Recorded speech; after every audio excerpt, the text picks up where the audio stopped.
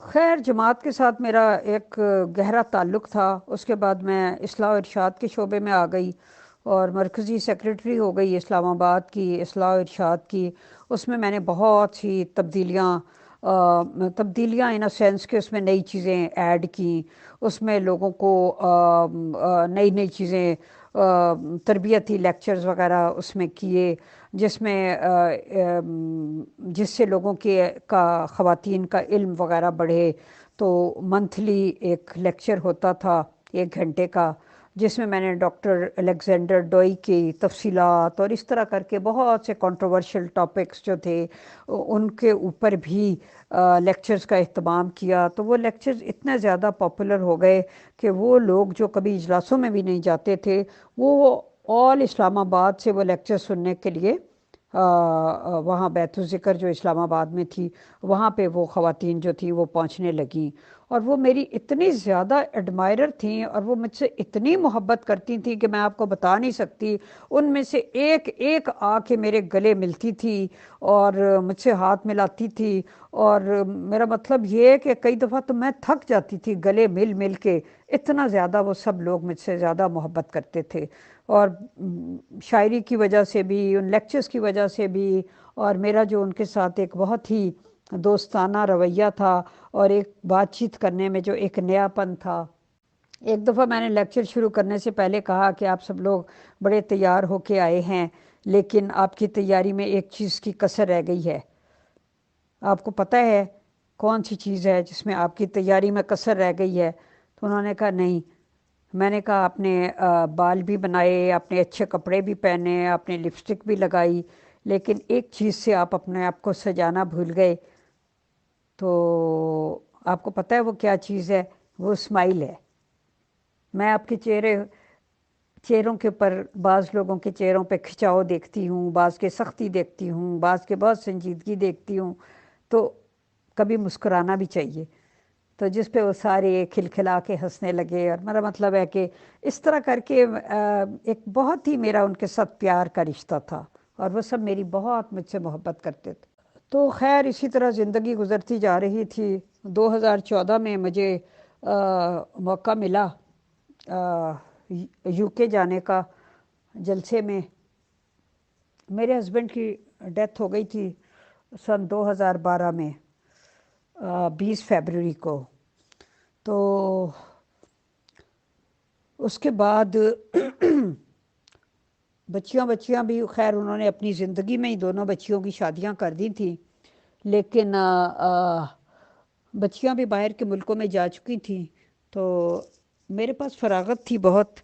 تو اس وقت مجھے انگلینڈ جانے کا موقع ملا، تو وہاں پہ بہت مجھے ہاتھوں ہاتھ لیا گیا، اور بہت سے فنکشنز ان لوگوں نے میرے ساتھ منعقد کیے۔ ہر کوئی جو تھا وہ چاہتا تھا، ایک تو بہت بڑا مشاعرہ تھا نا، وہ تو ہوا ہی تھا جلسہ سالانہ کے بعد، لیکن اس کے علاوہ بے شمار نشستوں میں مجھے گھروں میں بلایا گیا، اور شعری نشستیں وغیرہ منعقد کی گئیں۔ 17 دن تھے، جس میں سے میرا خیال ہے 17 یا 15 یا پتہ نہیں 18 یا کتنی نشستیں تھیں، کیونکہ بعض دنوں میں 2 بھی ہوئی تھیں۔ تو اس طرح کر کے یہ لوگ مجھ سے بہت محبت کرتے تھے۔ وہاں میری خلیفہ صاحب سے بھی ملاقات ہوئی تھی، اور انہوں نے مجھ سے پوچھا، جب میں نے انہیں بتایا کہ میں نے پتہ نہیں کتنے سال کے بعد یہ جلسہ اٹینڈ کیا ہے، تو انہوں نے مجھے پوچھا کہ آپ کو کیسے لگے ہمارے انتظامات وغیرہ؟ تو میں نے کہا جی ہر وہ چیز، ہر وہ آسائش اور آرائش جو پیسے سے خریدی جا سکتی ہے وہ وہاں موجود تھی۔ ایک چیز کی کمی تھی۔ کہتے ہیں وہ کیا؟ میں نے کہا وہ میری نظم نہیں تھی آپ کے جلسہ سالانہ میں۔ اس پہ وہ مسکرانے لگے، مجھے کہنے لگے ایک تو آپ نظمیں بھی اتنی لمبی لکھتی ہیں، اتنی لمبی لمبی نظمیں لکھتی ہیں، تو کوئی چھوٹی ہوں تو چلو بھئی ہم کچھ انتظام کر لیں پڑھوانے کا۔ میں نے کہا جی یہ ہم نے اپنے آقا مرزا غلام احمد صاحب، مسیح موعود علیہ السلام، میں نے کہا ہم نے ان سے سیکھا ہے، وہ بھی بہت لمبی لمبی نظمیں لکھا کرتے تھے، تو انہی سے یہ ہمارے حصے میں آئی ہے یہ سعادت۔ تو اس پہ پھر وہ مسکرا کے چپ ہو گئے، پھر انہوں نے اس کا کوئی جواب نہیں دیا۔ بہرحال یہ سب کچھ تھا، اور مجھے بہت محبت ملی احمدی لوگوں کی، حد سے زیادہ، اور میری نظمیں بہت پاپولر ہوئیں، میری کتابیں بہت، اس کے بارے میں تو میں نے پچھلے اس میں بتایا تھا، پھر کبھی ضرورت پڑی تو مزید بھی اس کے بارے میں بتا دوں گی۔ کتابوں والا جو معاملہ تھا، ویسے میں اس کو بہت اچھی طرح سے پچھلی کسی اپنے انٹرویو کے سیشن میں اس کو اچھی طرح کلیئر کر چکی ہوں، تو میرا نہیں خیال کہ وہاں اب کوئی اشکال رہ گیا ہو۔ تو چونکہ وہاں پہ میری بہت سی دوستیں بن گئی یو کے میں، تو جب میں واپس آئی تو ان میں سے بہت سے نے کہا کہ بھئی ہم آپ کے ساتھ دوبارہ کیسے رابطہ رکھیں گے، تو وہاں مجھے کچھ آئیڈیا آیا، میں نے کہا ہم کیوں نہ واٹس ایپ گروپ بنائیں جس پہ وہ سب لوگ جو مجھ سے شاعری میں اصلاح لینا چاہتے تھے، وہ شاعرات اور اس کے علاوہ بھی جو بھی احمدی خواتین ہیں وہ اس کی ممبر بن جائیں۔ تو ہماری ایک دوست تھیں بہت عزیز، میں یہاں پہ کسی کا بھی نام نہیں لینا چاہتی، وہ یو کے سے ہی تعلق رکھتی تھی اور وہ ریجنل صدر بھی تھی، تو انہوں نے ایک گروپ سٹارٹ کیا تھا بزم سخن کے نام سے، آئیڈیا میں نے ہی دیا تھا۔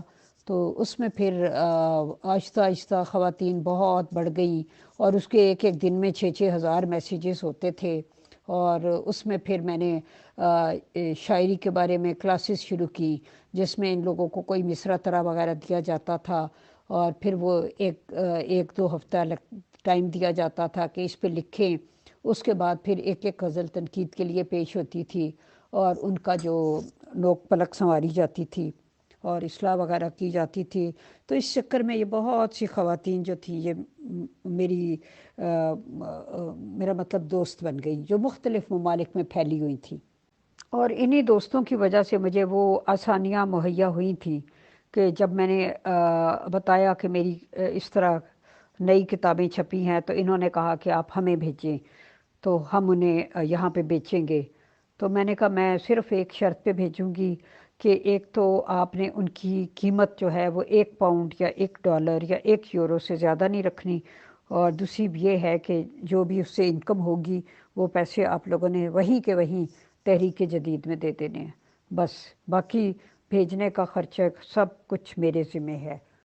اس طرح کر کے یہ سلسلہ چلتا رہا۔ اس کے بعد ایک اور گروپ بنایا گوشہ عافیت کے نام سے، جہاں یہ لوگ مجھ سے قرآن کریم کی آیات وغیرہ کے اوپر اور صورتوں پہ لیکچر دینے کو کہتے تھے۔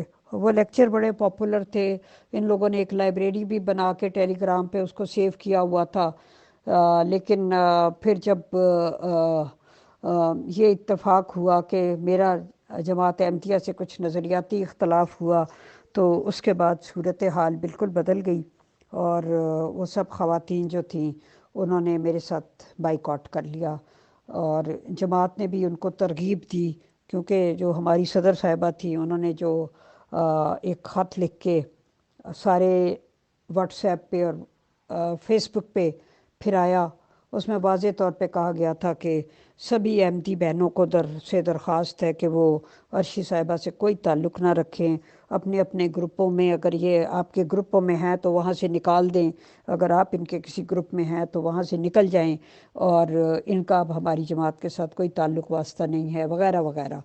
تو یہ اس طرح کی جو چیزیں تھیں وہ ہوئیں، اور اس کے بعد پھر ان لوگوں کو سچی بات ہے بہت بڑا شوق لگا تھا، جس کی وجہ سے پھر پتہ نہیں وہ اس شوق کو برداشت نہیں کر سکے، تو انہوں نے مجھے برا بھلا کہنا شروع کر دیا۔ جی السلام علیکم۔ عرشی، آپ نے پہلے بھی بتایا تھا کہ جماعت احمدیہ سے آپ کا کوئی نظریاتی اختلاف ہوا تھا، اس اختلاف کی نوعیت کیا ہے؟ کیا آپ ہمیں آگاہ کر سکتی ہیں اس بات سے پلیز؟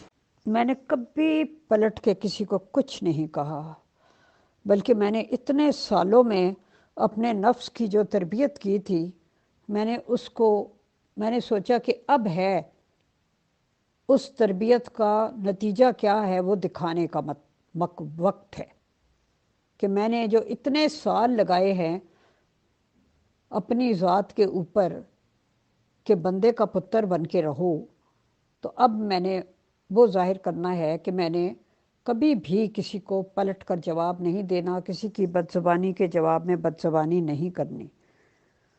تو مدتوں تک یہ لوگ مجھے کرتے رہے، برا بھلا کہتے رہے۔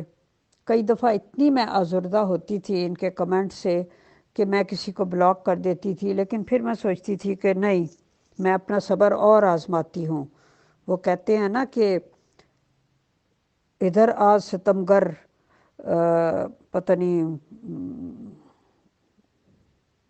تو تیر آزما ہم جگر آزمائے، ادھر آ ستمگر ہنر آزمائے، تو تیر آزما ہم جگر آزمائے۔ تو میں نے ان کو کھلا موقع دیا کہ جتنا ان لوگوں نے میرے اوپر بدزبانی کرنی ہے وہ یہ کر لیں، تاکہ ان کے دل ٹھنڈے ہو جائیں۔ کر کر کے کافی دل ٹھنڈے ہو گئے تھے، لیکن پھر جب میں نے فیصل بھائی والا گروپ جوائن کیا اور وہاں ہم نے کوئی کویسچن انٹرویوز کے سلسلے شروع کیے، تو پھر یہ لوگ دوبارہ میرے پیچھے پڑ گئے اور مجھے کہنے لگے کہ آپ ان لوگوں کے منہ میں باتیں ڈالتی ہیں جو یہ ہمارے خلاف کرتے ہیں۔ حالانکہ آپ سوچیں، اتنے سینئر لوگ، کوئی 60 سال کا، کوئی 50 سال کا، کوئی 70 سال کا، کوئی 80 سال کا آ کے بات کر رہا ہے، میں اس کے منہ میں کوئی بات کیسے ڈال سکتی ہوں؟ وہ جو اس کے اپنے تجربات و مشاہدات ہیں وہ بیان کر رہا ہے، میں اس کے منہ میں کیسے بات؟ چھوٹے بچے کے منہ میں آپ اپنی بات نہیں ڈال سکتے، تو آپ کسی بڑے بالغ میچور اور زندگی ہنڈائے ہوئے انسان کے منہ میں اپنی بات کیسے ڈال سکتے ہیں؟ تو یہ ان لوگوں کی ایک غلط فہمی تھی، جس کی وجہ سے ان لوگوں پہ تو زور نہیں چلتا تھا، کیونکہ وہ تو پلٹ کے ان کو جواب دیتے تھے اور ان کی ایسی تیسی کر دیتے تھے۔ میں خاموش رہتی تھی، لہٰذا میرے اوپر زور چلتا تھا، تو مجھے برا بھلا کہنے میں انہوں نے کوئی کسر نہ چھوڑی، لہٰذا مجھے واٹس ایپ پہ بھی سب کو بلاک کرنا پڑا۔ لیکن میں نے پھر بھی کبھی کوئی ایک بندہ مجھے بتا دے کہ میں نے اس کو گالی دی ہو، سخت زبان استعمال کی ہو، اس کی بد زبانی کے جواب میں پلٹ کے کچھ کہا ہو۔ اگر کوئی مجھے ایک آڈیو، ایک ریٹن میسج دکھا دے تو میں اس بات کو تسلیم کر لوں گی کہ میں نے ان کے ساتھ کوئی ظلم و زیادتی کی ہے۔ میرے اپنے یعنی یہ ذوق آگہی ہم لیڈیز کا گروپ ہے، یہاں پہ آ کے بھی بہت لوگ سخت زبانی کرتے مجھے مخاطب کر کر کے برا بھلا کہتے رہے، لیکن میں نے ایک خاموشی، صبر اور چپ کا شعار جو تھا وہ اپنایا۔ ہاں، ایک بات میں کہنے میں کوئی حرج نہیں سمجھتی۔ جی زائدہ، میں ابھی آپ کو بتاؤں گی، میں یہ والی اپنی بات مکمل کر لوں۔ وہ یہ بات ہے کہ جب انہوں نے ساری مساجد میں ہر جگہ مجھے جماعت سے میں نے تو جماعت خود چھوڑ دی تھی، چھوڑی ان سینس تھی کہ میں نے انہیں یہ بتایا تھا کہ میں جنبا صاحب کو درست سمجھتی ہوں، کیونکہ اتفاق کی بات تھی، بلکہ اسی میں زائدہ آپ کے سوال کا بھی جواب آ جائے گا۔ اتفاق کی بات تھی کہ ان دنوں کسی نے مجھے ایک لنک بھیجا جس میں جنبا صاحب کا کوئی خطبہ تھا، اور مجھے یہ کہا کہ دیکھیں جی، یہ صاحب بھی دعویٰ کر رہے ہیں کہ میں 15ویں صدی کا مجدد ہوں اور میں معمور من اللہ ہوں اور میں وہ مسلم عود ہوں جس کے آنے کا مرزا غلام احمد قادیانی صاحب نے ذکر کیا تھا۔ تو مجھے تو ان خاتون نے لکھا کہ مجھے تو یہ بات سمجھ میں نہیں آ رہی، تو آپ پلیز اس کو ذرا سنیں اور پڑھیں اور ان صاحب کی ذرا ویب سائٹ کو دیکھیں اور مجھے ذرا گائیڈ کریں۔ تو چونکہ میری ایک علمی طبیعت ہے تو میں نے ان کی ویب سائٹ کو ان دنوں میں وہ ویب سائٹ پاکستان میں کھل جاتی تھی، الغلام.com، اب نہیں وہ کھلتی۔ تو میں نے اس ویب سائٹ پہ جا کے تفصیلی ساری چیزوں کا جائزہ لیا، اس میں مجھے کافی ٹائم لگ گیا وہ سب کچھ جانچنے میں، اور ان کے خطبات میں نے کافی سارے سنے، اور اس طرح کر کے ان کے جو فالوورز تھے ان کی تقاریر وغیرہ بھی میں نے سنی۔ اتفاق کی بات ہے کہ ان دنوں میں ہی میرے سامنے کچھ بکس آئیں جن میں تاریخ محمودیت کے چند اہم مگر پوشیدہ اوراق، ربوہ کا راسپوٹین، شہر صدوم، ربوہ کا پوپ، اور فتنہ ختم نبوت سے انکار، نہیں، ختم نبوت سے انکار کا فتنہ کی سزا، پتہ نہیں کچھ اس قسم کا نام تھا۔ تو اس طرح کی کئی کتابیں اتفاق سے ون بائی ون میرے سامنے آتی چلی گئیں، اور جب میں نے ان کو پڑھا تو مطلب مجھے سمجھ نہیں آئی کہ یہ کیا ہے یہ سب کچھ۔ آپ یقین کریں، آپ میں سے جس کسی نے بھی ان کتابوں کو پڑھا ہوگا وہ ششدر رہ جاتا ہے۔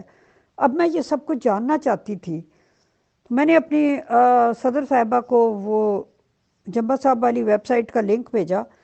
میں نے کہا یہ سب کیا ہے، اس بارے میں تو ہمیں کچھ بھی نہیں پتا، میں نے تو اس سے پہلے کبھی جمبا صاحب کا نام بھی نہیں سنا تھا۔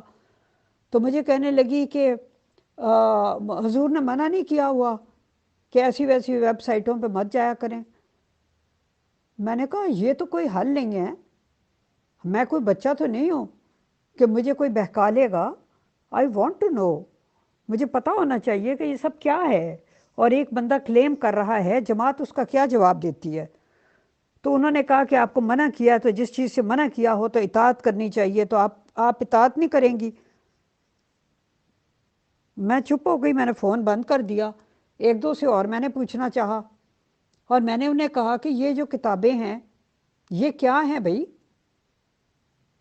یہ کیسی ہسٹری ہے جماعت احمدیہ کی، یہ سچ ہے جھوٹ ہے یہ کیا ہے؟ تو انہوں نے کہا یہ جھوٹ ہے جھوٹ ہے جھوٹ ہے۔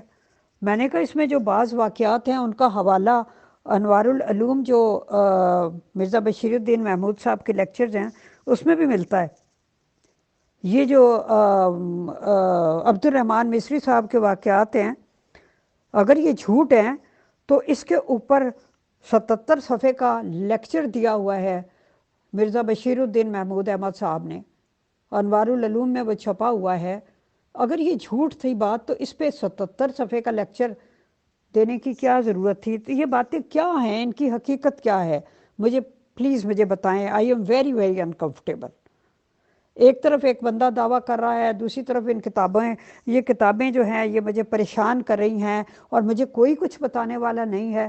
جس سے پوچھو اف توبہ توبہ، آپ ایسی گندی کتابیں پڑھتی ہیں، استغفر اللہ استغفر اللہ، ایسی کتابوں کو تو ہاتھ بھی نہیں لگانا چاہیے، یہ تو گناہ کبیرہ ہے، یہ تو فلاں ہے۔ میں نے کہا بھائی forget it، گناہ کبیرہ کبیرہ، مجھے یہ بتائیں اس کا مطلب کیا ہے؟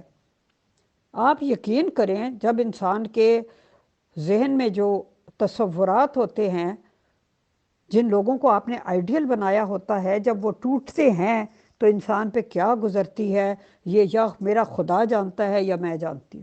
آپ یقین کریں کہ میں خدا کی قسم کھا کے کہتی ہوں 6 مہینے میں نے ایسی کیفیت میں گزارے جس طرح کسی مچھلی کو پانی سے نکال کر تپتے ہوئے توے پہ ڈال دیا جائے۔ مجھے سمجھ نہیں آتا تھا کہ یہ سب کیا ہے۔ جب میں اتنی پریشان ہوئی، اور میں بڑے بڑے سینئر لوگ ہیں، میں ان کے یہاں نام نہیں لینا چاہتی کیونکہ کسی کا نام لو تو ایک اور مصیبت کھڑی ہو جاتی ہے۔ میں نے ان سے پوچھا کہ پلیز مجھے بتائیں یہ کتابیں جو ہیں ان میں جو واقعات درج ہیں، فخر الدین ملتانی کے قتل کے واقعات اور یہ سارے واقعات، مصروفوں کا واقعہ، فلاں ڈمکاں وغیرہ وغیرہ، ان سب کا ذکر ان کے خطبات میں بھی ملتا ہے، تو یہ سب کیا ہے؟ اب میرے جیسا بندہ صرف اس بات پہ جھوٹ ہے جھوٹ ہے جھوٹ ہے، ختم نبوت والوں کا یہ ہے، یہ مولویوں کے چکر چلائے ہوئے ہیں۔ میں نے کہا یہ کتاب تو مولویوں نے نہیں لکھی، یہ جو ہے تاریخ محمودیت کے گزشتہ پوشیدہ اوراق، یہ مولویوں نے تو نہیں لکھی، یہ تو جماعت کے لوگوں نے لکھی ہے۔ نہیں یہ تو نکالے ہوئے تھے۔ میں نے کہا یہ نکالے گئے اس وجہ سے کہ انہوں نے حق کی آواز اٹھائی، آج میں بھی حق کی آواز اٹھاؤں تو مجھے بھی نکال دیا جائے گا، اور اس کے بعد جب وہ بات کریں تو پھر کہا جائے گا کہ جی یہ نکالے ہوئے ہیں، یہ دھتکارے ہوئے ہیں۔ میں نے کہا یہ اس طرح سے بات نہیں بنتی، پلیز پلیز میرے اوپر رحم کریں، رحم کریں مجھے پر، مجھے اس مخمصے سے نکالیں، مجھے سمجھائیں، کسی طریقے سے میرے دل کو سیٹسفائیڈ کر دیں۔ آپ کو نہیں پتہ میں کس عذاب میں گرفتار ہوں۔ آسان نہیں ہوتا. جن عقائد پہ آپ پیدا ہوئے ہوں، جن پہ آپ کے والدین ہوں، آپ کے بہن بھائی ہوں، آپ کے رشتہ دار ہوں، یکا یک آپ اس میں سے نکلیں. کیوں نکلیں آپ؟ تو یہ سب چیزیں تھیں جن کا کوئی خاطر خواہ جواب نہ ملا، کوئی تسلی بخش بات نہ ملی.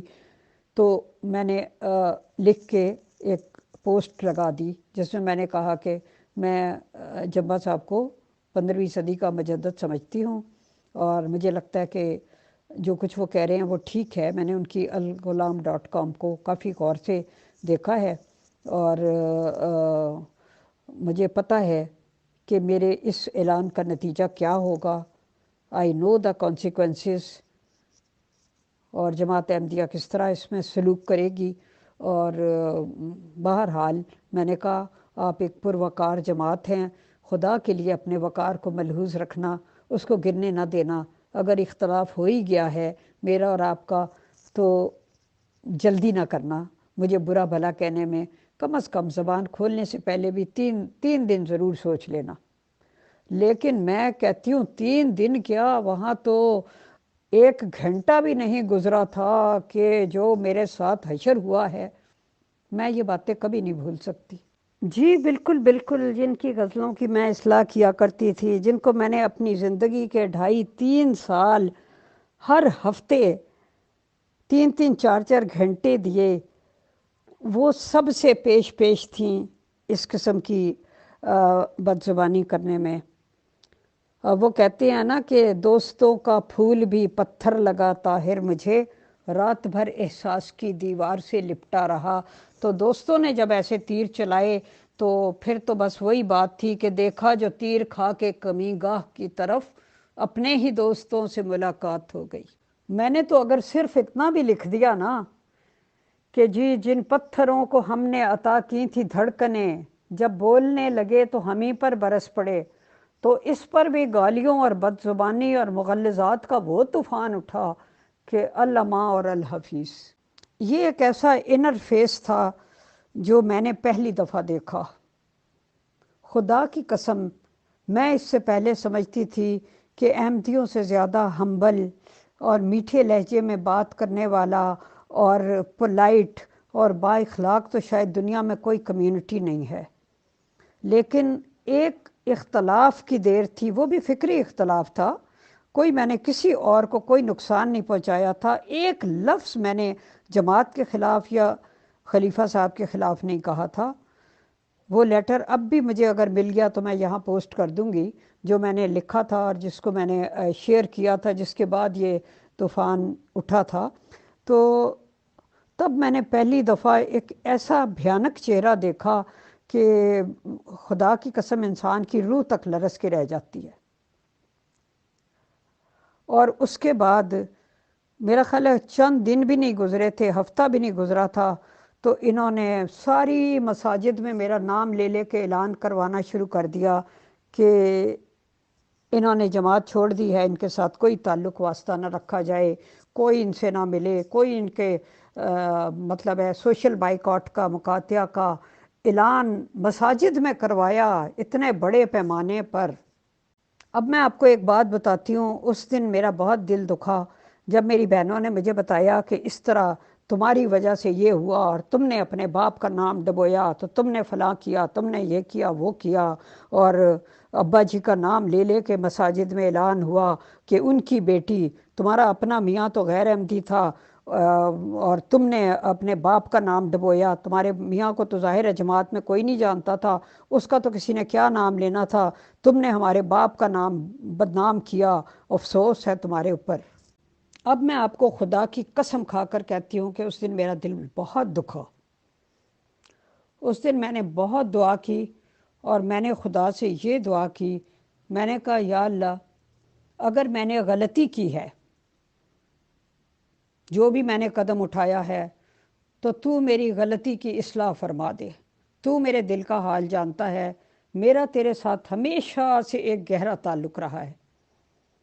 اپنی نوجوانی کے زمانے سے میں نمازیں نہیں بھی پڑھتی تھی، لیکن تیرے ساتھ میرا تعلق جو تھا وہ بہرحال برقرار تھا. تو مجھے اندر باہر سے اچھی طرح جانتا ہے. اگر میں نے غلطی کی ہے تو میری غلطی کی اصلاح کر دے.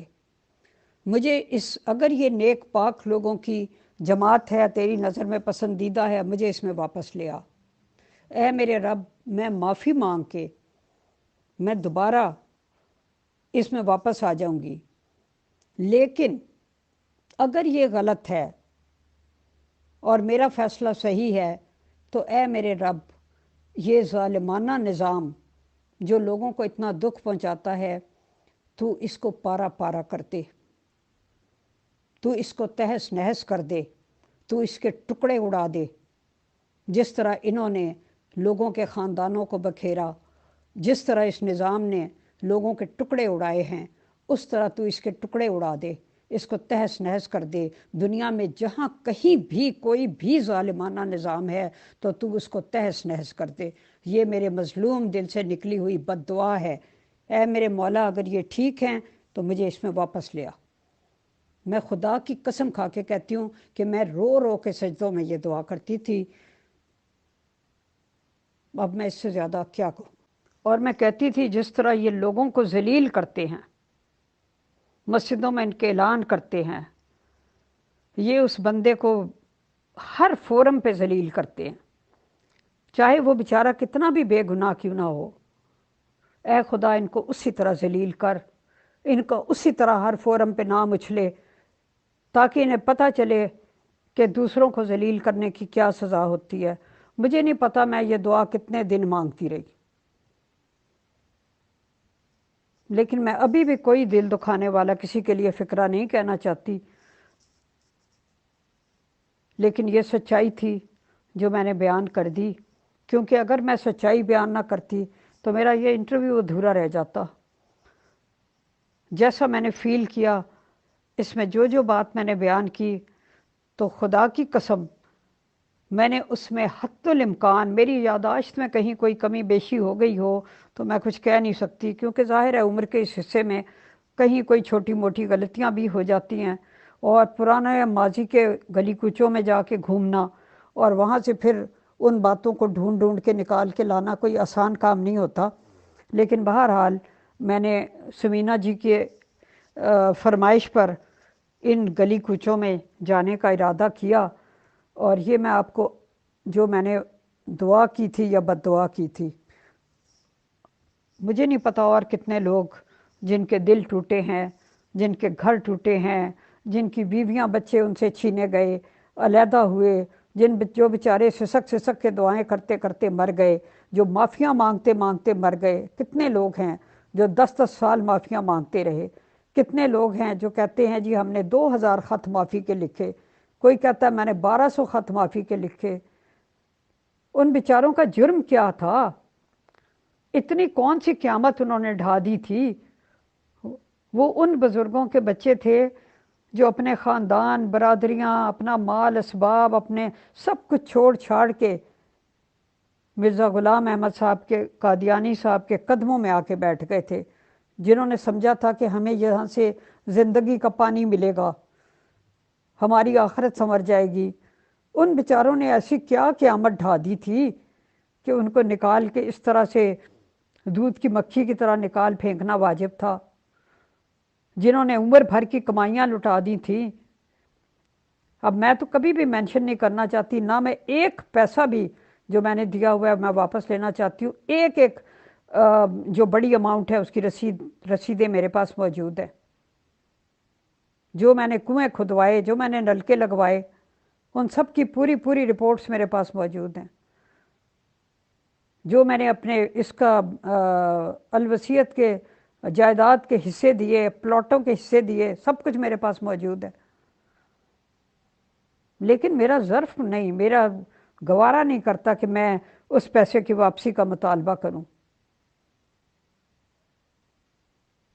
میرے وقار کے خلاف ہے، لیکن میں صرف یہ بتانا چاہتی ہوں یہ ساری باتیں زیرو ہو جاتی ہیں، سب کچھ زیرو ہو جاتا ہے صرف اس بات پہ کہ کسی نے آپ سے اختلاف کیا۔ یہ کیسا نظام ہے؟ بالکل جس طرح کہتے ہیں اندھا بہرا نظام ہے کہ جو گرس اپنا چلا دیتا ہے بغیر یہ سوچے سمجھے کہ آپ اپنے ہی لوگوں کو اپنے سے دور کر رہے ہیں۔ اور اس کا سچی بات ہے انہوں نے نقصان بھی بہت اٹھایا ہے، کیونکہ اندر سے جو احمدی نکل کے باہر گئے ہیں انہوں نے پھر باہر جا کر جو کچھ اپنے دکھ اور تکلیف میں جو مختلف چینلوں پہ بیٹھ بیٹھ کے بیان دیے ہیں، انہوں نے جماعت کی ساکھ دو کوڑی کی کر دی ہے۔ ابھی بھی آپ دیکھ لیں، وہ ندا بیچاری بلک بلک کے کہہ رہی ہے کہ حضور کچھ بولیں، کچھ بولیں، خدا کے لیے کچھ بولیں، جماعت کتنے اضطراب میں ہے۔ تو یہ ساری صورتحال پیدا ہوئی۔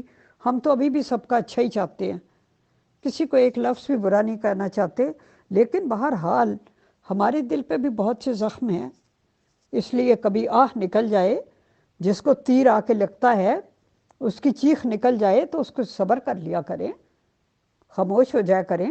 کوئی ضروری ہوتا ہے کہ اس کو ایک اور تیر زور سے مارا جائے کہ تو چیخا کیوں پہلے تیر پہ؟ بات یہ ہے کہ یہ جو بھی نظام تھا اس کو وقت کے ساتھ ساتھ دیکھا جانا چاہیے تھا۔ بدلتے وقت کا تقاضا انسانی نظام، انسان کا بنائے ہوئے نظام نہیں دے سکتے ہوتے، ان کو ہر قدم پر وہاں اجتہاد کرنے کی اور اس کی رینوویشن کی ضرورت ہوتی ہے۔ اب دیکھیں نا صورتحال جو ہے وہ کہاں تک پہنچ گئی ہے، بہت افسوسناک ہے۔ خدا کرے کہ یہ بہتری کی طرف آ جائے، اگر بہتری کی کوئی آثار ابھی موجود ہیں، کوئی بنیاد میں کہیں بہتری موجود ہے تو یہ اس کی طرف آ جائے، ورنہ تو ظاہر ہے کہ جہاں تک صورتحال ہے، بات یہ ہے کہ حکمرانی کا جو عصا ہاتھ میں لینا بہت بڑی آزمائش ہوتا ہے۔ اگر تو یہ اپنی کوششوں سے ہاتھ میں لیا جائے تو پھر تو یہ بہت ہی بڑی آزمائش بن جاتے ہیں۔ سیانے کہتے ہیں کہ حکمرانی کا عصا آپ کو رستے میں گرا پڑا ہوا بھی ملے تو مت اٹھائیں۔ اگر خدا آپ کے ہاتھ میں دے گا اور انصاف سے آپ کے ہاتھ میں آئے گا تو اس میں برکت ہوگی، آپ لوگوں کے حقوق ادا کر سکیں گے، آپ عدل کر سکیں گے، آپ انصاف کر سکیں گے، آپ مجرموں کو پکڑ سکیں گے، آپ ان کو سزائیں دے سکیں گے، آپ مظلوموں کی داد رسی کر سکیں گے۔ لیکن یہاں تو ہر کوئی چلا رہا ہے، ہر کوئی آزردہ ہے، ہر کوئی رو رہا ہے۔ اب جب خاندان خلافت کی بیٹی اس طرح سے فریاد کر رہی ہے پبلک فورمز پہ، تو عام لوگوں بیچاروں کے ساتھ کیا کیا گزری ہوگی۔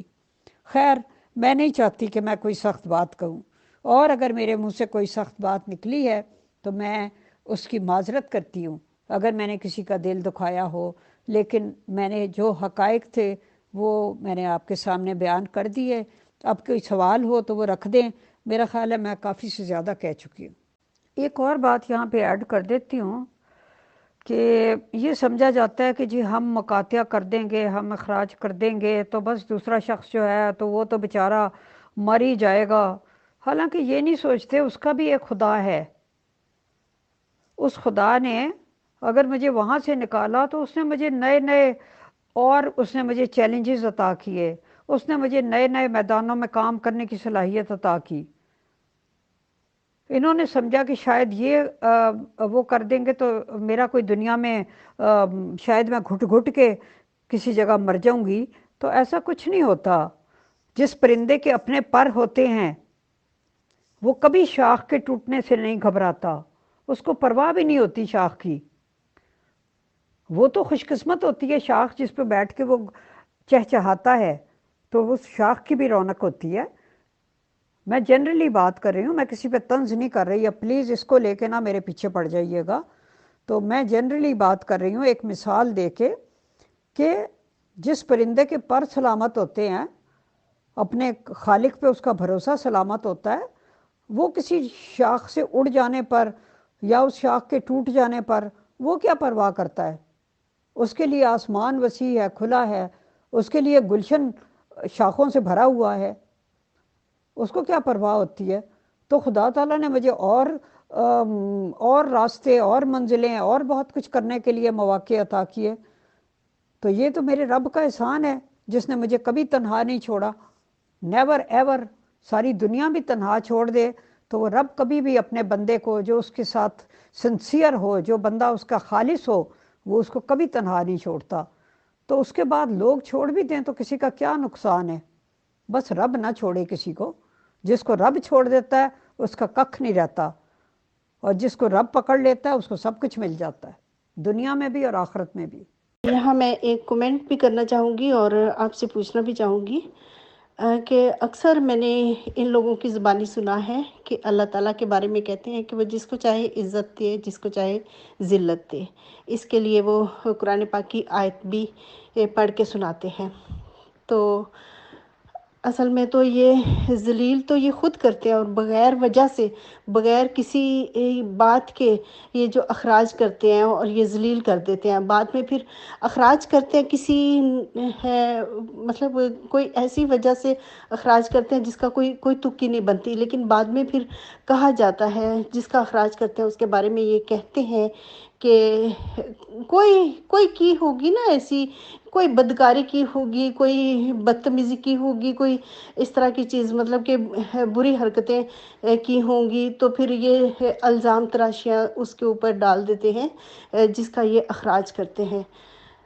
تو ایسے لوگوں کو پھر کیا کہہ سکتے ہیں، کیا ان کو جواب دینا چاہیے؟ جی زاہدہ جی، میں تو تباً یہ تو چلو اس انٹرویو تھا، ظاہر ہے بتانا تھا تو مجھے بولنا پڑا، ورنہ میں تباً میں سمجھتی ہوں کہ جواب دینا ہی نہیں چاہیے.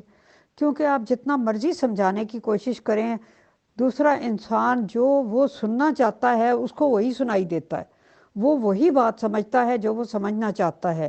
اس لیے میں نے تو زندگی میں یہ اصول بنا رکھا ہے کہ کبھی بھی وضاحت مت دو، کیونکہ اس وضاحت کا کوئی فائدہ نہیں ہوتا. دوسرے بندے نے آپ کے بارے میں جو بھی اوپینین بنا رکھی ہے وہ ہر صورت میں اس پہ اڑا رہے گا، تو ٹھیک ہے وہ اڑا رہنے دے. اور جب آپ خاموش ہو جاتے ہیں اور آپ ایک آہ بھر کے آسمان کی طرف دیکھتے ہیں تو میرا خیال ہے کہ وہ انف ہوتی ہے. وہ پتہ نہیں کس کس رنگ میں کہاں کہاں اثر کرتی ہے اور کدھر کدھر انسان کی گرفت کرتی ہے. بس بندہ خود کسی کے ساتھ ناجائز نہ کرے، زیادتی نہ کرے، اس کے ظلم پہ خاموش ہو جائے اور اپنا معاملہ خدا کے ہاتھ میں دے دے. تو خدا کی پکڑ جو ہے نا وہ بڑی سخت ہوتی ہے. وہ جو اپنے لوگ ہیں وہ تو ان کو گرتے گرتے بھی تھام لیتا ہے، لیکن جس کی وہ گرفت کرتا ہے نا، پھر وہاں سے بچنا بڑا محال ہو جاتا ہے. جی سمینہ، اصل میں مختلف طبیعتوں کے لوگ ہوتے ہیں. یہاں بھی میں دیکھتی ہوں کہ بعض لوگوں کو جب کوئی کچھ کہتا ہے تو وہ آگے سے جب تک برابر کا جواب نہ دے لیں یا بڑھ چڑھ کے اگلے کو اچھی طرح اس کی ایسی تیسی نہ کر لیں تو وہ خاموش نہیں ہوتے. لیکن میری طبیعت میں یہ چیز نہیں ہے، میں اس طرح سے لڑ نہیں سکتی. بس میں خاموشی سے خدا کی طرف دیکھتی ہوں اور میں کہتی ہوں یا اللہ، یہ بندہ بہت آپے سے باہر ہو رہا ہے، اب تو جان اور تیرا کام جانے. تو ہمیشہ مظلوم کا ساتھ دیتا ہے، میں نے صبر کیا کیونکہ تجھے صبر پسند ہے، اور تو کہتا ہے ان اللہ مع الصابرین.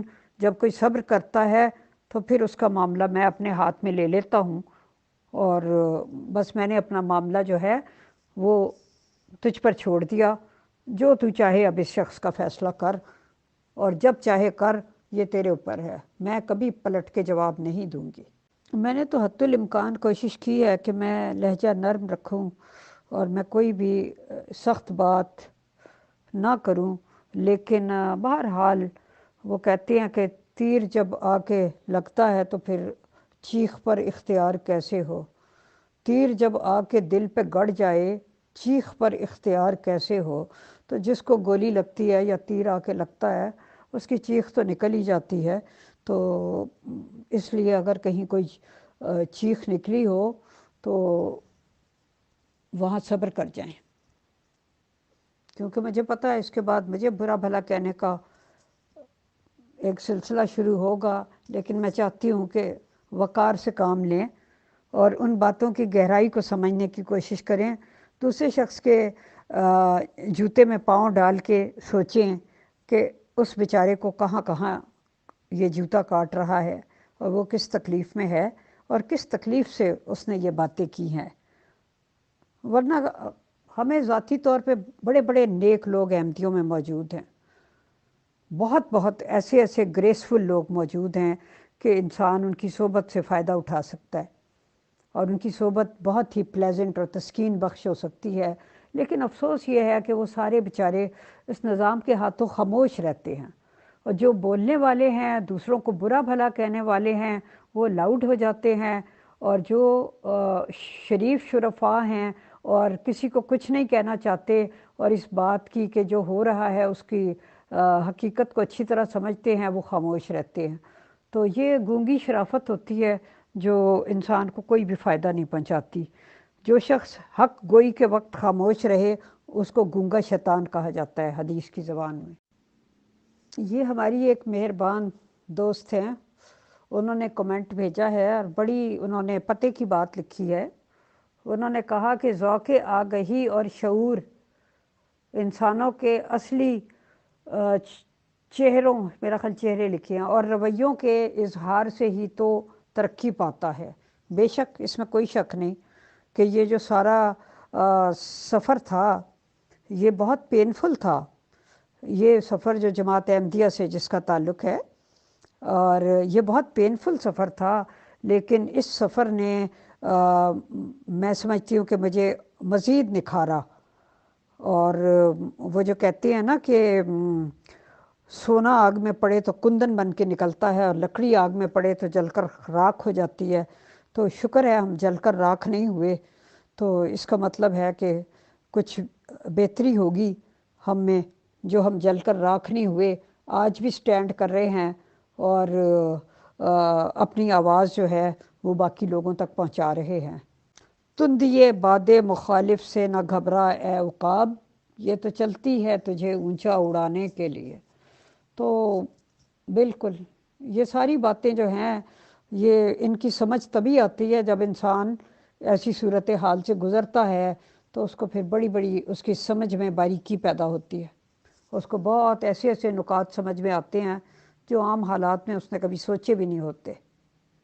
انسان کو نکھارنے کے لیے اس طرح کی بھٹیوں میں ڈالا جاتا ہے، ان سے گزارا جاتا ہے، اور اس کے بعد یا تو وہ نکھر کے ایک اعلیٰ صورت میں سامنے آتا ہے، اور اگر اس میں کچھ نہ ہو اور وہ محض خس و خاشاک ہو تو وہ جل کے راکھ ہو جاتا ہے۔ جی میں سمینہ اس منافق لفظ کے بارے میں بھی بات کرنا چاہتی ہوں کہ یہ جو کہا جاتا ہے یہ منافق ہے، منافق ہے، بھائی جو کھلے اپنے کھلے چہرے کے ساتھ، کھلے آئیڈیاز کے ساتھ، کھلے نظریات کے ساتھ آپ کے سامنے آ گئے، وہ منافق کیسے ہیں؟ منافق تو وہ ہوتا ہے جس کے دل میں کچھ اور ہے، زبان پر کچھ اور ہے۔ منافق تو وہ ہوتا ہے جو آپ کے بیچ میں رہے اور آپ سے اندر اندر آپ کے سازشیں کرتا رہے۔ جو بندہ کھلم کھلا اپنے نقطۂ نظر کا اظہار کر کے آپ سے الگ ہوا تو وہ کیسے منافق ہو سکتا ہے؟ ایک منٹ میں ذرا وہ خط یہاں پہ شیئر کرنا چاہتی ہوں جو میں نے اس وقت فیس بک پہ ڈالا تھا، ذرا ایک منٹ بند رکھیے گا ابھی۔ جی السلام علیکم جی، بہت شکریہ آپ کا، آپ نے جواب دیا، اور یہ بات صحیح ہے کہ انسان کے خیالات وقت کے ساتھ ساتھ بدلتے رہتے ہیں، اور لیکن جو حق اور سچ کا اور جو باطل کو سمجھنے کا جو پیمانہ ہے وہ شروع دور سے ایک ہی رہا ہے، اور چاہے وہ حضرت آدم علیہ السلام کا دور ہو چاہے ہمارا دور ہو۔ لیکن میرا سوال بالخصوص اس لیے تھا کہ جمبا صاحب کے ساتھ آپ نے چلو ان کی شرافت کی بات کی، اور ایسا بھی ہوتا ہے ہم کو بہت سے لوگ ایسے ملتے ہیں جو کہ ظاہری میں شریف ہوتے ہیں لیکن ان کا باطن جو ہے وہ جب وقت آتا ہے تو ہی کھلتا ہے۔ اور جماعت احمدیہ جس میں آپ رہی ہیں، آپ نے تو فرسٹ ہینڈ آپ کا ایکسپیرینس رہا ہے کہ یہ وہی لوگ ہوتے تھے جو کہ پہلے بڑے نفیس نظر آتے تھے، بعد میں جب ان کے چہرے کھلتے رہے تو آپ کو جو ہے کچھ اور ہی چیز نظر آئی ان میں۔ تو کیا وجہ مطلب ایسا نہیں ہو سکتا کہ جمبا صاحب بھی آپ کو وہی نفاست ان کے اندر نظر آ رہی ہو آج، اور ان کے جو دعوے اور وہ جو قسمیں کھا کھا کر ایک جو بات کر رہے ہیں وہ صرف ایک سامنے کا پردہ ہو، پس پردہ جو ہے معاملات کچھ اور ہوں، ضروری نہیں وہ اسی لیول کی ہی چیزیں ہوں جو کہ آپ نے جماعت احمدیہ کے اندر دیکھی ہوں، لیکن ہوتا ہے کہ انسان کے کیا کہتے ہیں ایک دوسرے طرز سے جو ہے آگے کسی کو جو ہے غلط انفارمیشن، غلط اپنا جو ہے وہ دکھا رہا ہو، تو کیا ایسا ممکن نہیں؟ جی بھائی صاحب میں تہہ دل سے معذرت خواہ ہوں، اور بات یہ ہے کہ آپ کو پتہ ہی ہے یہ واٹس ایپ اور فیس بک کی دنیا جو ہے یہ ایک عجیب پراسرار دنیا ہے، انسان کسی کو جانتا نہیں ہوتا۔ اور یہاں پہ مجھے اب میں نام نہیں لیتی، پھر برا لگتا ہے، ان لوگوں کو تکلیف ہوگی، بہت سے لوگوں سے غلط تجربے ہو چکے ہیں جو فون کرتے ہیں اور اس کے بعد انسان کو برا بھلا کہنا شروع ہو جاتے ہیں۔ اب میرے جیسا حساس انسان جو ہے اس کی طبیعت پر ہر چیز بہت ناگوار اس طرح کی اور بوجھ بن کر گرتی ہے۔ اور اس کے علاوہ آڈیو میسیجز میں انتہائی گندی، تکلیف دہ اور اخلاق سے گری ہوئی باتیں کرتے ہیں، جس کی وجہ سے میں نے 98 سے بھی زیادہ % لوگوں کو بلاک کیا ہوا ہے۔ اور میں کسی کا فون آسانی سے نہیں اٹھاتی جب تک کہ میں اس کو نہیں جانتی کہ وہ کون شخص ہے اور اس کا مقصد کیا ہے۔ تو ان نون لوگوں کے ساتھ آپ خود سوچیں، کوئی خاتون کیسے بات کر سکتی ہے جب تک کہ پہلے انسان کوئی میسج کرتا ہے یا اپنی وائف سے کرواتا ہے یا کوئی اپنا تعارف کرواتا ہے یا بات کرتا ہے کہ جی یہ وجہ ہے اور میں یہ ہوں اور میں آپ سے بات کرنا چاہتا ہوں، تب تو چلو ٹھیک ہے، پھر بھی انسان کوئی اپنے آپ کو مینٹلی اس کے لیے تیار کر لیتا ہے۔ اور دوسری بات یہ ہے کہ انسان کسی دوسرے سے پہلے اجازت لیتا ہے کہ جی آپ اس ٹائم پہ فری ہیں، کیا میں آپ سے بات کر سکتا ہوں؟ ہم نے تو اپنے بچوں سے بھی بات کرنی ہو تو کبھی ڈائریکٹ فون نہیں کرتے، بلکہ پہلے لکھتے ہیں کہ بیٹے آپ کے پاس ٹائم ہے، آپ بزی تو نہیں ہو، آپ کہیں گھر سے باہر تو نہیں ہو، آپ بچوں کو پک کرنے تو نہیں گئے ہوئے اسکول، آپ کسی پیرنٹس ٹیچر میٹنگ میں تو نہیں ہو، اگر آپ فارغ ہو تو پلیز آپ آنسر کرو تاکہ بات ہو سکے۔ تو میرا مطلب میرے نزدیک یہ باتیں بڑی امپورٹنٹ ہیں۔ آپ کو کچھ برا لگے تو میں تہہ دل سے معذرت چاہتی ہوں۔ جی بھائی صاحب، دنیا میں تو سب کچھ ممکن ہے، لیکن آپ نے کہا کہ حق اور سچ کو اور باطل اور سچ کو ناپنے کا بھی کوئی معیار ہوتا ہے یا ان کے درمیان فرق کرنے کا، تو بے شک سب سے بڑا حق جو ہے نا وہ خدا کی ذات ہے،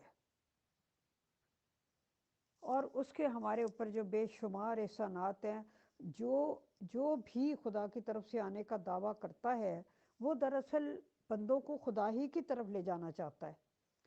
تو ہم خدا ہی کی راہ پہ چل رہے ہیں، ہمارے لیے کوئی لازمی نہیں ہے، میں ذاتی طور پہ نہیں سمجھتی کہ میرے لیے لازمی ہے کہ میں، ٹھیک ہے اگر کسی کی بات میں مجھے دم نظر آتا ہے تو میں اس کی بات کو تسلیم کروں گی، ٹھیک ہے، میں کہوں گی ہاں یہ بات ٹھیک ہے، لیکن میری اصل منزل خدا کی ذات ہے، انسان نہیں ہے۔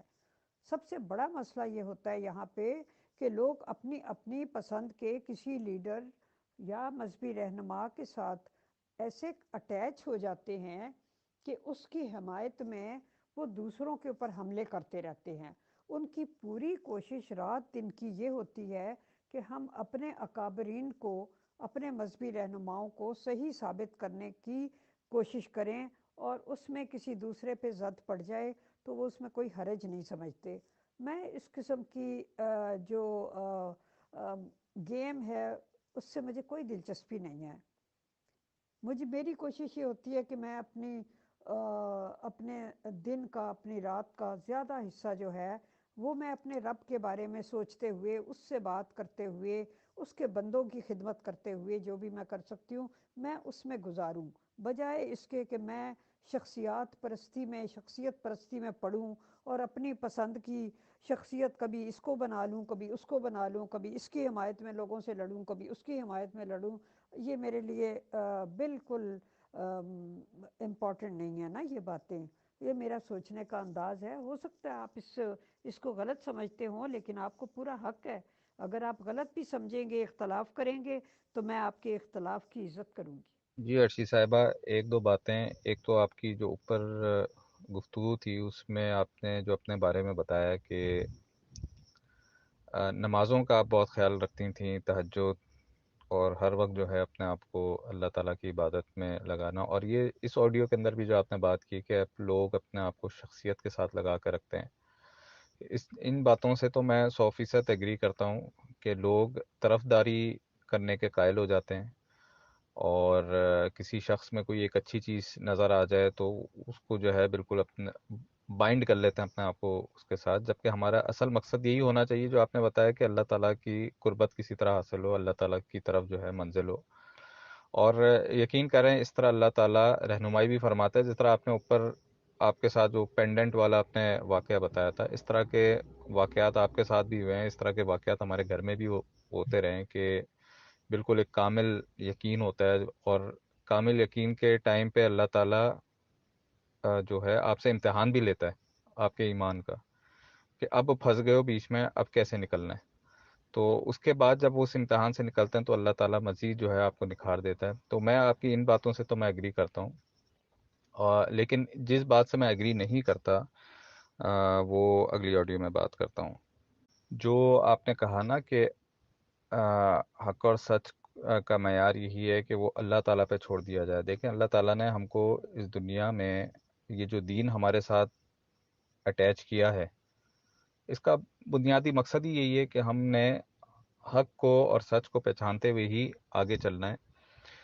ورنہ چوری کرتا رہے ہم جو ہے اس کو کرنے دیں کہ جی اللہ تعالیٰ معاملات دیکھ لے گا، ڈاکو ڈکیتی کرتا رہے، جماعت احمدیہ والے کچھ بھی کرتے رہیں یا مولوی حضرات کچھ بھی کہتے رہیں، اللہ تعالیٰ ان کو دیکھ لے. اللہ تعالیٰ نے تو آخر میں دیکھنا ہی ہے، لیکن ہم سے بھی ہماری پسند کی ناپسند کی ہماری ڈائریکشن کے اوپر سوال، اور اس سوال کو مد نظر رکھتے ہوئے جو ہے ہم ہر بندے کو پرکھتے ہیں. شخصیت اگر تو کسی کی کوئی اپنے آپ کو ایک شخصیت ہے جن کے بارے میں ہم کہتے ہیں کہ اس کو اس شخصیت کو اپنے ساتھ باندھ کے رکھیں، جو کہ رسول اللہ صلی اللہ علیہ وسلم ہے، یہ اللہ تعالیٰ کے انبیاء ہیں. ٹھیک ہے، لیکن اگر کوئی شخص ایسا آ جاتا ہے جو کہ اپنے آپ کو نبی جیسا ظاہر کرے لیکن وہ نبی نہیں ہو، مثال اس کی یہ ہے کہ مسلمہ کذاب آیا تھا، اس نے نبی کریم صلی اللہ علیہ وسلم کے سامنے یہی بات کی تھی کہ مجھے جو ہے نبوت دی گئی ہے، میں اللہ کا رسول ہوں. نبی کریم صلی اللہ علیہ وسلم نے اس باطل کو فوراً ہی آئیڈینٹیفائی کر کے بتا دیا کہ نہیں تم جھوٹے ہو. تو یہ حق اور سچ کے تقاضوں میں سے ایک تقاضا ہے کہ جب آپ نے جو ہے نا اس کی جانچ پڑتال کرنی ہے. یہ نہیں کہ آپ کے ساتھ جو ہے معاملہ، جو آپ کی جو اوپر آڈیوز میں نے سنی ہے اس میں یہی نظر آتا ہے کہ آپ خود چونکہ اندر سے اچھی ہیں اس لیے آپ کو آگے والا بھی کوئی اچھی بات کرنے والا اچھا لگ جاتا ہے. ٹھیک ہے، لیکن یہ وقت جو ہے یہ پھر بتاتا ہے، جب آپ پرکھیں گے تو بتائے گا کہ معاملات کیا ہیں. بس اور کچھ میں آپ سے بحث نہیں کر رہا، لیکن اس چیز کو جو ہے نا حق اور سچ کی پہچان کا جو ہے نا وہ مرحلہ تا قیامت آپ جاری رکھیں، جس طرح ہم نے جاری رکھا ہوا ہے، اور لوگوں کو بھی ہم ترغیب دیتے ہیں کہ اس کے پیچھے لگے رہیں. مرتے دم تک جو ہے کچھ نہ کچھ نیا ضرور سامنے آتا ہے، اور باطل جو ہے کسی نہ کوئی اپنا نشان چھوڑ ضرور دیتا ہے اپنے بتلان کا.